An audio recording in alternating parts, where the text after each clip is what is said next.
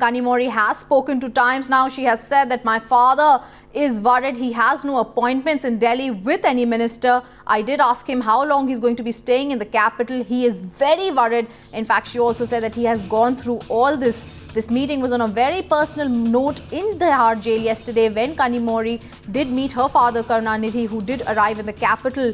Clearly, very clearly, Kanimori is saying that her family is now worried about the turn of events that have taken place with her now being in jail.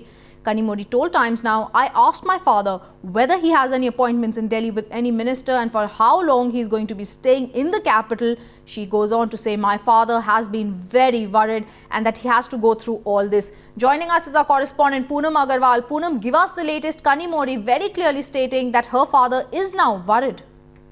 Of course, yesterday Kanimori met Karunanidhi in Tihar jail, and the conversation between them was on a very personal level. In fact, it was said, what she has said, that Karunanidhi was really worried about her since she is the daughter, and in fact, the feeling was also there that it's because of him that she is in such a trouble. In fact, that was on the personal level that the conversation took place.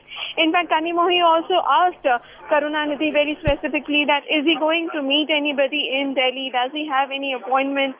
And exactly, she didn't say exactly why she asked for it, but she wanted to know whether any kind of meeting is taking place or not in Delhi, apart from meeting her. So these were the concerns which were raised in the inside the Tihar jail when they met each other. So certainly that particular time was very crucial, because ever since she's been jailed in Tihar jail, this is for the first time that Karunanidhi came to meet Kani. In fact, this morning also Stalin came to meet Kanimori in the court. So certainly the entire family is now here in support of her. Thanks, Poonam, for that.